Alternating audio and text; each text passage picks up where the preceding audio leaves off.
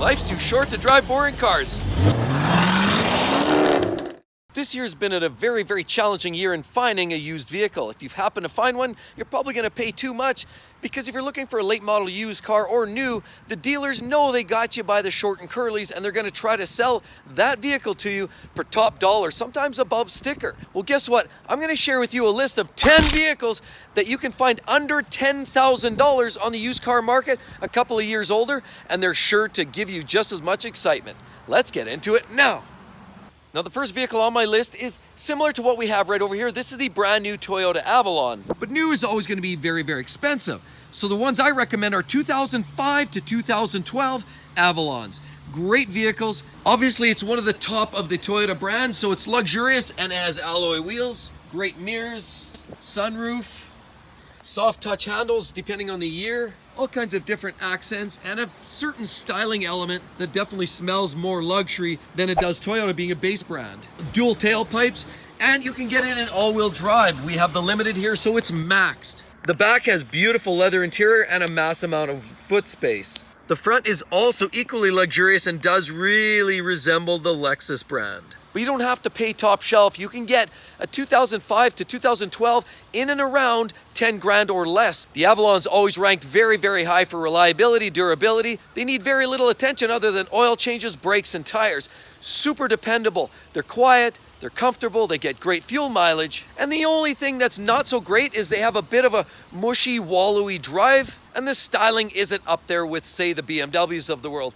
Get around that, enjoy one of the cushiest drives that will keep money in your wallet.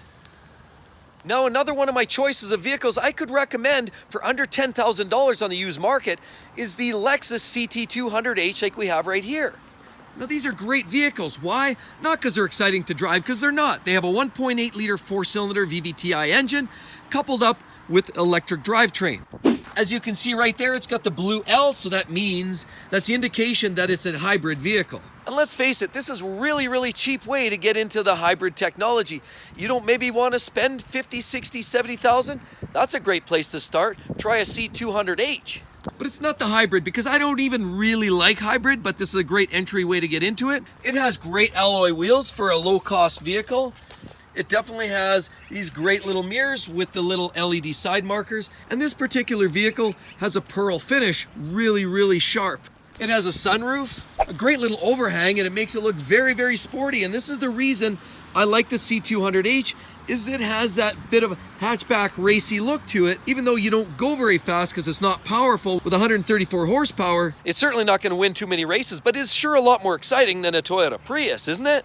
And to me, it actually looks quite sporty from the side. It has a wonderful side profile, and it's ultra practical. You've got 4 doors, you've got lots of seating, your typical Lexus interior quality, slightly dumbed down, but it still works. Very cool little windows, even says Lexus on it.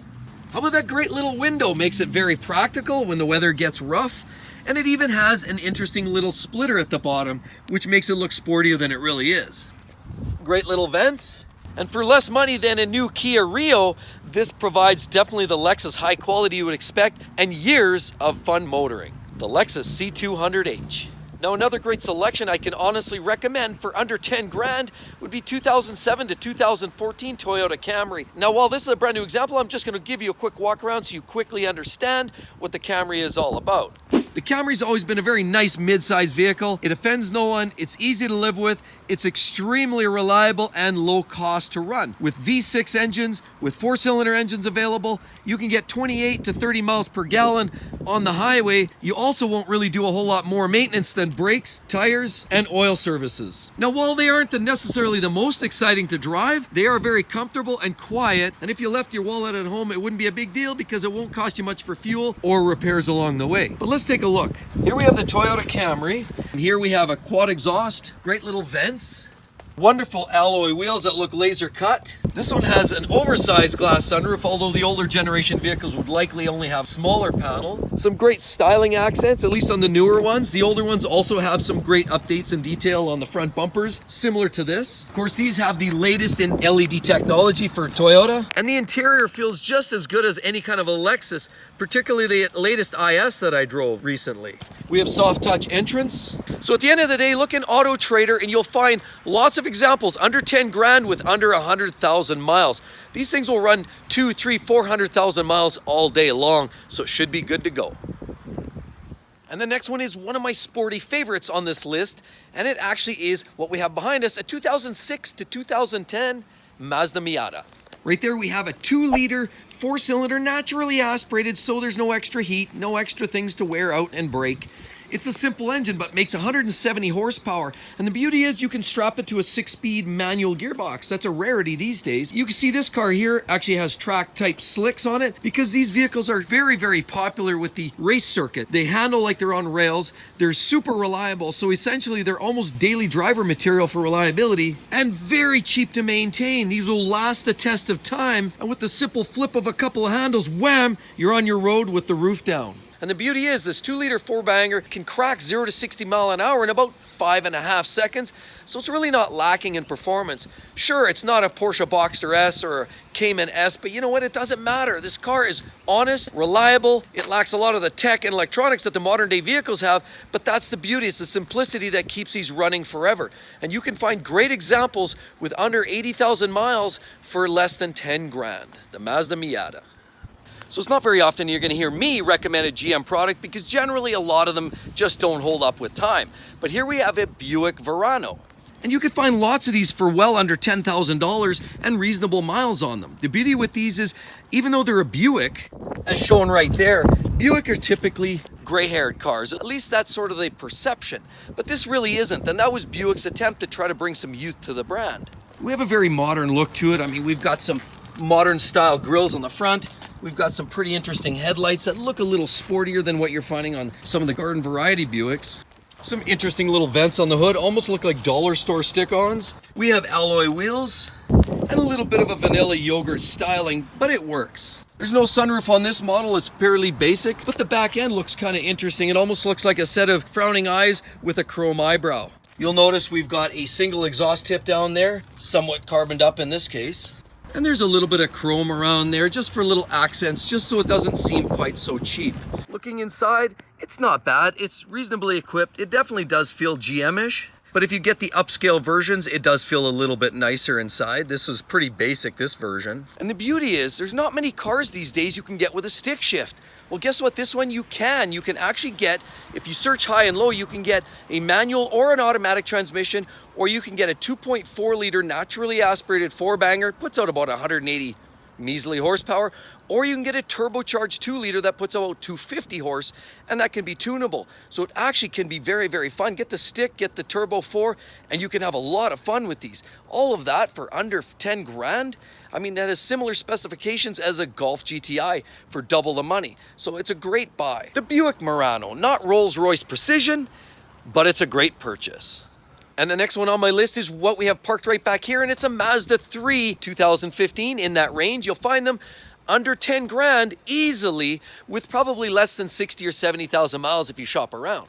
Now in this generation, they've made some improvements. There's better rust protection. As you'll notice, some of the older models tend to start rusting. This has been improved. It's also got a peppier engine. With this 4-cylinder motor, it moves down the road quite well, thank you very much. This is one of those kind of vehicles I don't mind giving to my mother, my kids, or drive it for myself just because it's a great commuter, very reliable, fun to drive, sporty, relatively low on fuel, relatively low on maintenance, and relatively low on insurance.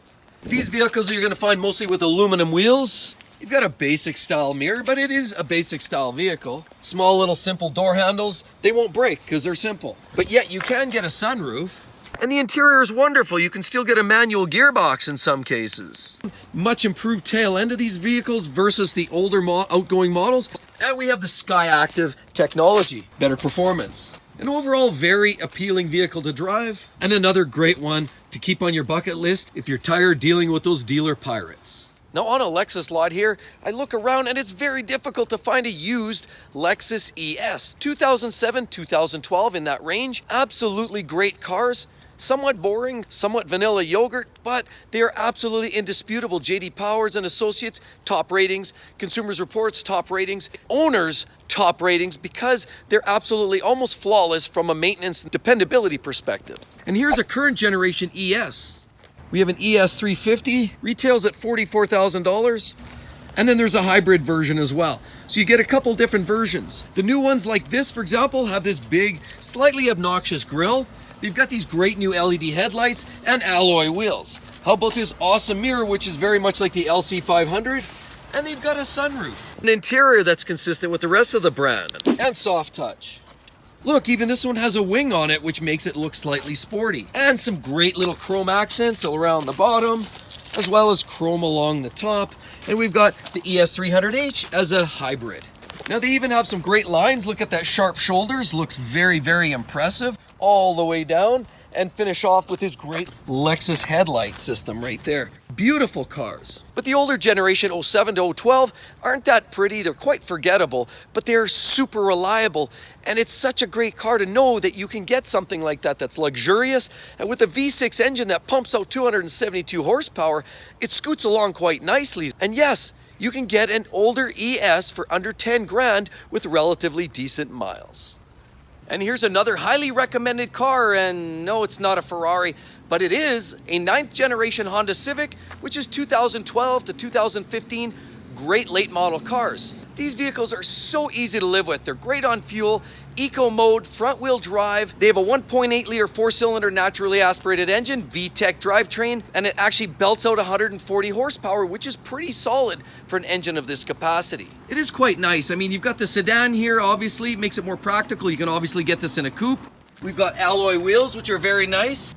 They do come with sunroofs if properly equipped, and they've got a wonderful rake to them, which make them feel quite sporty in the front end. The headlights, although not LEDs, they are very nice to look at. Looking down the side, there is a little contour there.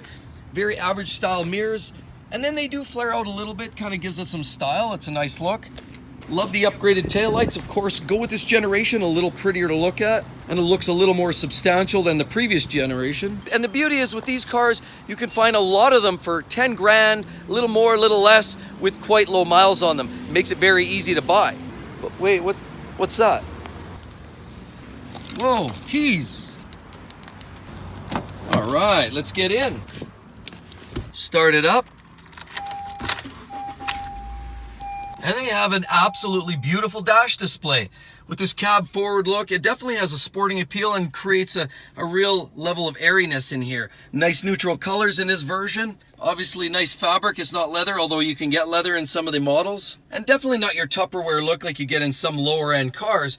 This Civic actually does feel a little bit more dressy. I love this digital display. It's actually very, very sporty from a distance. And you change from a blue hue to a green hue as you get better economy. So as you're driving down the highway, the economy gets better. It transitions from blue to different colors into a green hue.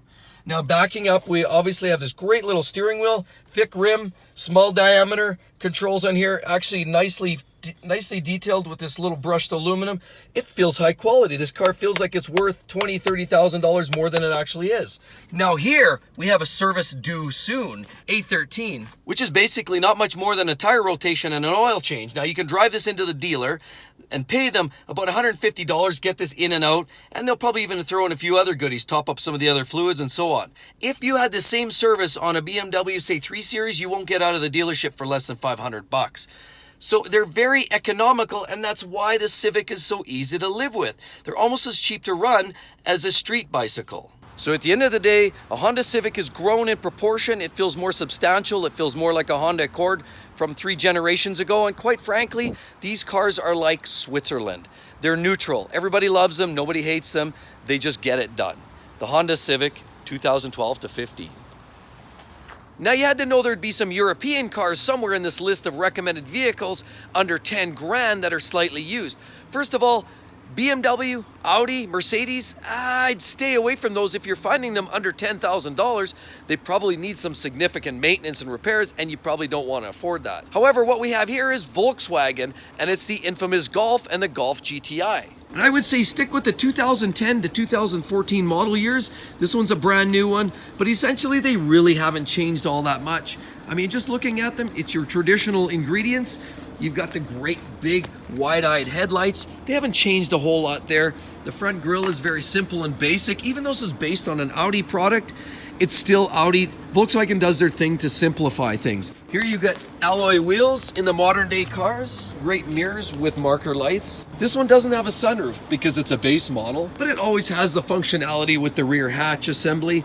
Gives you a practicality that you could ask for in an SUV essentially, but in a Golf, which is much cheaper and easier to live with. Now with these you can get a 2.5 liter 4-cylinder engine, or you can get the wonderful diesel, which, well, I don't know about that. That's sort of part of that whole Dieselgate scandal. And the Volkswagen and diesel, great performance, great versatility, and great fuel mileage. But because it's caught up and wrapped up and tangled in that Dieselgate scandal, I don't know if I can necessarily recommend that. But watch out, if you're buying a GTI, likely there's a good chance it's been abused. So make sure you've got records and smell out the previous owner. The base Golf, very simple vehicle. It's going to be quite affordable. And these also have slightly better rust proofing than the outgoing models. So the Golf is a very simple, easy vehicle. Not perfect. There are a few issues, but sniff out a great one, and these can be a great buy for under 10 grand. And another great buy I would suggest is the Volkswagen Beetle. Now, some would argue it's almost too cutesy, but depends on the demographic. These can actually be a great driver's car. Why? Because they now have, in 2012 to 2014 would be the better years. Skip the older ones from 98, the engines were very problematic. But in the newer generations, they were becoming far more reliable. The drivetrains were a lot better. You get the 2.5 liter turbo 4-cylinder engine, makes about 200 horsepower, or again, that Dieselgate scandal diesel engine that you can also get equipped. Avoid that one maybe. These are great vehicles. They won't blend in with the rest of the vehicles out on the road because they have such cute styling accents. I mean, it looks like the old Beetle from back in the heyday. I mean, you have the rounded look here. Now they're not as simple as those older cars. I mean, you have sunroofs, you have other accents, sometimes wings and things. You get definitely retro style wheels. And of course the retro style fenders. Mix it with some modernization, as well as an updated headlight scheme, which doesn't quite look like the old car, but overall from a distance, it definitely resembles the old Volkswagen Beetle, which is fun because the later models have very good performance, it's cutesy, and very unoffensive. Easy to live with, and quite honestly, there are vehicles under 10 grand with reasonable miles for the Volkswagen Beetle. And with all of that said, be sure to click on that video. It's going to share with you 10 of the most reliable luxury cars on the market right now. Hope to see you real soon. Catch you then. Bye-bye.